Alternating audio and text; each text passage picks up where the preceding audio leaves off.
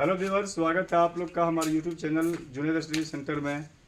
आप लोगों के कहने के अनुसार आप लोगों ने डिमांड किया था कि वर्गमूल के बारे में हमको बताएं, बेसिक से बिल्कुल शुरुआत से बताएं, क्योंकि वर्गमूल में हम लोग मिस कर जाते हैं, भूल जाते हैं और थोड़े प्रॉब्लम होती है। तो आप लोगों के डिमांड के अनुसार, आप लोगों के मांग के अनुरूप मैंने सोचता हूँ मैं कि आप ये वर्गमूल को बिल्कुल शुरुआत से बताऊं। तो आज मेरा वीडियो जो है वर्ग और वर्गमूल के वर्ग और वर्गमूल इसी से संबंधित रहेगा मेरा वीडियो आज का। तो चलिए व्यूअर्स, देखते हैं इसको आगे। हम सबसे पहले मैंने बात किया किन्हीं से, तो पता चला कि उन लोगों को वर्ग और वर्गमूल में बहुत दिक्कत होती है और परेशानी होती, नहीं समझ में आता कि वर्गमूल क्या होता है, नहीं होता। तो वर्ग और वर्गमूल के बारे में थोड़ा सा मैं बताना चाहूँगा, थोड़ा सा इसके बाद में बताऊंगा, लेकिन मैं आप लोग को आज के वीडियो में वर्गमूल ज्ञात करने के दो विधि बताऊंगा। वर्गमूल ज्ञात करने के लिए दो विधियां हैं जिनको बताऊंगा। आप ये दो विधि का उपयोग करके वर्गमूल ज्ञात कर सकते हैं। पहली विधि जो होगा वो है, ये क्या बोलते हैं, अभाज्य गुणनखंड विधि होगी। पहली विधि होगी वो अभाज्य गुणनखंड विधि होगी। अभाज्य गुणनखंड विधि, ये विधि थोड़ी सी आसान पड़ती है, इसलिए मैंने सोचा कि ये भी इस विधि को ही पहले, अभाज्य गुणनखंड विधि, इसी विधि को पहले मैं बता दूं, क्योंकि इससे फिर आसानी होगी आप लोग को। तो फिर दूसरी विधि जो थोड़ा सा इससे कठिन है, जो कि भाग विधि है। ये भाग विधि थोड़ी सी कठिन है, तो शायद अगर भाग विधि में आपको दिक्कत हो तो आप अभाज्य गुणनखंड विधि का प्रयोग करके भी वर्गमूल निकाल सकेंगे। तो ये मैं दो विधि का प्रयोग करूँगा वर्गमूल ज्ञात करने के लिए। लेकिन ये वर्गमूल होता क्या है और ये वर्ग होता क्या है, पहले हम इसके बारे में चर्चा करेंगे कि वर्ग क्या होता है और वर्गमूल क्या होता है, किसे वर्गमूल कहते हैं, वर्गमूल से क्या तात्पर्य है, क्या हम समझेंगे वर्गमूल से कहने का मतलब क्या है। अगर वर्गमूल ज्ञात करें तो क्या हमको ज्ञात करना है। जोड़ ज्ञात करना होता है, तो इसका मतलब हम लोग कहते हैं कि एक संख्या को दूसरी संख्या के साथ मिला करके गिनती करेंगे तो वो जोड़ हो गया मेरा। तो उसी तरह से वर्गमूल क्या होता है, बेसिक कंसेप्ट आपको जानना है। तो वर्गमूल ज्ञात करने के लिए या जानने के लिए सबसे पहले हम आते हैं वर्ग के बारे में, कि वर्ग क्या होता है, वर्ग क्या है। तो वर्ग क्या है कि ये किसी भी संख्या को हम जब उसी संख्या से गुना करेंगे तो हमको वर्ग संख्या प्राप्त होगा। जैसे 2 को अगर हम 2 से गुना करेंगे तो ये 4 प्राप्त होता है, यही वर्ग है। 2 का वर्ग 4 है। इसी तरह से 3 को अगर हम 3 से गुना करेंगे, उसी संख्या से गुना करेंगे तो 9 प्राप्त होता है, ये 3 का वर्ग 9 है। उसी तरह से 4 को अगर 4 से गुना करेंगे तो इसका 16 प्राप्त होता है, तो ये 4 का वर्ग 16 है। उसी तरह से अगर 5 को 5 से गुना करते हैं तो ये 5 5 25 प्राप्त होता है हमको, तो ये 5 का वर्ग 25 है। तो ये इस तरह से वर्ग ज्ञात करने के लिए, वर्ग हम कैसे ज्ञात कर सकेंगे, किसी संख्या को उसी संख्या से गुना करेंगे तो जो संख्या हमको प्राप्त होगा वो हम कहेंगे कि वो हमारा वर्ग संख्या है, उस संख्या का वर्ग है। जिस संख्या को हम जिस संख्या से गुना किए तो जो प्राप्त हुआ उस संख्या का वो वर्ग है। जैसे 2 को 2 से गुना किए तो 4 प्राप्त हुआ, यानी कि 2 का वर्ग 4 है। संख्या 3 को 3 से गुना किए तो 9 प्राप्त हुआ, इसका मतलब ये हुआ कि 3 का वर्ग 9 है। 4 को फिर 4 से गुना किए तो 16 प्राप्त हुआ, तो ये 4 का वर्ग 16 है। इस तरह से ये हमारे वर्ग संख्याएं हैं। अब आते हैं व्यूअर्स, वर्गमूल क्या होता है। तो वर्गमूल क्या होता है कि किसी संख्या का वर्गमूल वह संख्या है, किसी संख्या का वर्गमूल वह संख्या है जिसको उस संख्या से गुना करने पर प्राप्त होता है। अब जैसे कहने का मतलब ये है कि 4 का वर्गमूल क्या होगा,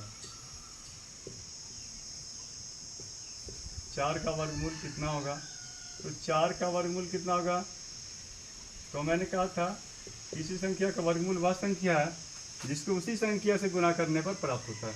तो 4 का वर्गमूल जैसे मान लेते हैं, अगर हम 1 ले लेंगे तो 1 को हमको 1 से ही गुना करना पड़ेगा, तो 1 को 1 से अगर गुना करते हैं तो 4 प्राप्त नहीं होता है, जिसका मतलब कि 4 का वर्गमूल 1 नहीं है। अगर हम यहाँ पर 3 को 3 से गुना कर देते हैं तो 9 प्राप्त हो जाता है। इसका मतलब ये है कि 4 का वर्गमूल 3 भी नहीं है। अगर हम 2 को 2 से गुना करते हैं तो 4 प्राप्त होता है, इसका मतलब ये है कि 4 का वर्गमूल 2 है। तो किसी संख्या को किसी संख्या का वर्ग जो है हम लोग करेंगे अगर, तो वर्ग संख्या का वर्गमूल निकाल सकते हैं। किसी वर्ग संख्या से वर्गमूल निकाल सकते हैं। वर्ग संख्या का वर्गमूल पूर्ण संख्या के रूप में प्राप्त होगा। और अगर जो संख्या वर्ग संख्या नहीं है तो उसका वर्गमूल निकालेंगे तो उसका हमको दशमलव में प्राप्त होगा। जैसे 2 का वर्गमूल अगर निकालते हैं 2 का, तो ये √2 इसको रूट के रूप में लिखते हैं यहाँ पर, और यहाँ पर ये 2 का वर्गमूल निकालेंगे तो पूर्ण संख्या रूप में प्राप्त नहीं होगा, बल्कि ये दशमलव के रूप में प्राप्त होगा, 1.414 और ये प्राप्त होता रहेगा। 3 का अगर निकालते हैं हम लोग तो ये भी पूर्ण संख्या के रूप में नहीं प्राप्त होता है, तो ये इस तरह से हमारे दशमलव में प्राप्त होता है, ये आगे निकलता रहेगा। लेकिन वर्ग संख्या 4 है, इसका वर्गमूल अगर निकालते हैं हम लोग तो ये 2 प्राप्त हो जाता है, कंप्लीट पूर्ण संख्या प्राप्त होता है। तो इस तरह से हम समझते हैं कि आप वर्गमूल के बारे में समझ गए होंगे कि किसी भी संख्या का वर्गमूल वह संख्या होती है जिसे उसी संख्या से गुना करने पर प्राप्त होता है। जैसे 9 का वर्गमूल, जैसे अगर 2 के बारे में अगर हम कहेंगे तो 2 के बारे में अगर कोई भी संख्या लेते हैं, 2 के बारे में 2 का वर्गमूल क्या होगा, तो 1 को 1 से गुना करेंगे तो 1 प्राप्त होगा, जो कि ये नहीं है। अब 2 किस करेंगे तो 4 होगा। इसका मतलब 1 भी नहीं है, 2 भी नहीं है और 3 भी नहीं है, इसका मतलब कि दशमलव में है। तो ये इस तरह से हम लोग जो है वर्गमूल ज्ञात कर सकते हैं।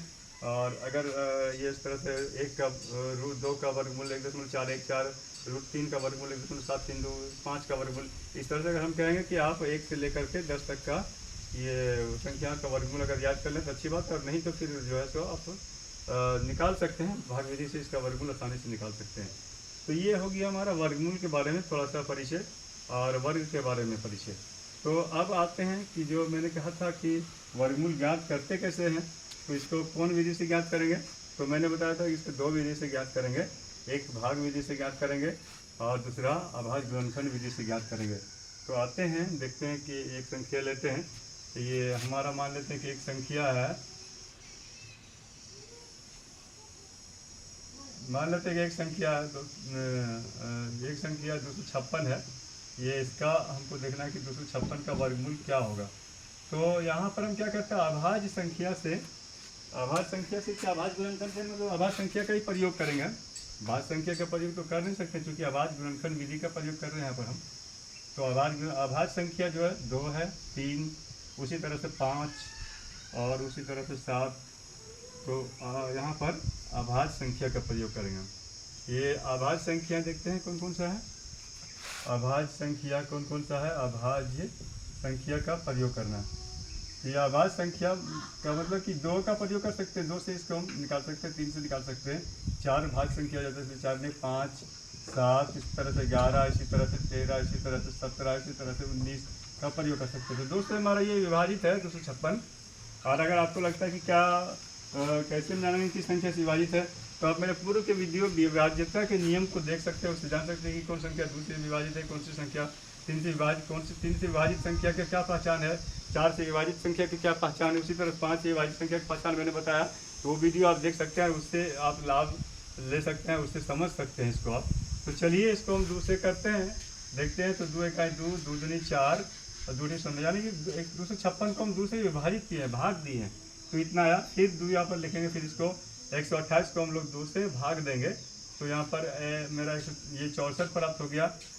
फिर उसके बाद इसको 2 से भाग देंगे तो फिर यहाँ मेरा 2 × 4 = 4 32 प्राप्त होगा। फिर इसको 2 से भाग देंगे तो 2 इकाई 2, 2 × 12 16 प्राप्त होगा। फिर 2 से देंगे तो यहाँ पर 8 प्राप्त होगा। फिर इसको 2 से विभाजित करेंगे तो 4 प्राप्त होगा। फिर 2 से विभाजित करेंगे तो 2 प्राप्त होगा। अब यहाँ पर इसको हम लिखते हैं इस तरह से, रूट दे करके 256 बराबर जब लिखेंगे तो मेरा ये प्राप्त हुआ है 1 2 3 4 5 6 7 8 8 2 जो है वो 8 की संख्या में प्राप्त हुआ है। ये 2 8 की संख्या में 8, तो 8 2 2 8 मतवा ये प्राप्त हुआ। 1 2 3 4 5 6 7 और ये 8 मतवा प्राप्त हुआ।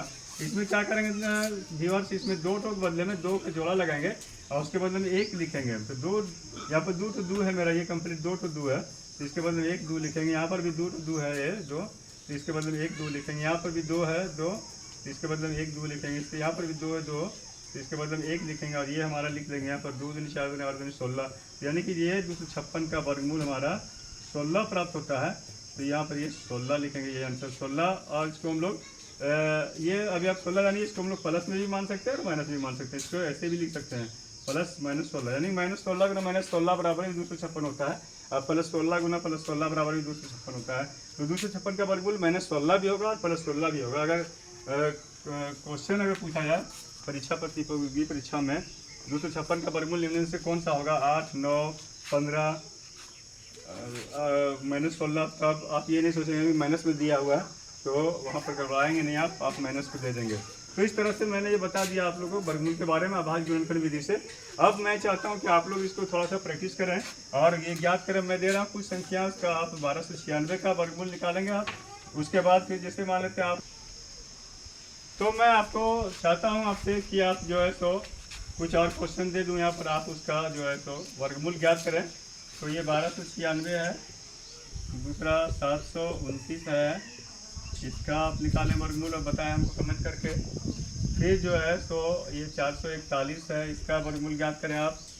और ये फिर 576 इसका वर्गमूल ज्ञात करके हमको बताएं आप। और ये इस तरह से ये 4 क्वेश्चन और एक और क्वेश्चन दे रहा हूँ मैं, इसको आप लोग बताएंगे कि इसका कितना वर्गमूल होगा, वर्गमूल क्या होगा इसको। तो 1225 इसका वर्गमूल ज्ञात करके बताएंगे कि कितना होगा। तो ये अंदाज है कि आप, उम्मीद है कि आप इसको प्रैक्टिस करेंगे और आप देखेंगे। जो दिक्कत होती है आप हमको कमेंट करके पूछ सकते हैं, मैं कमेंट्स में आपको ज़रूर जवाब दूंगा। तो आज का वीडियो बस यही तक है, आप इससे देखें और लाभान्वित हों। फिर मैं आपसे मिलता हूँ अगले वीडियो में, तब तक के लिए आप लोगों का बहुत बहुत धन्यवाद।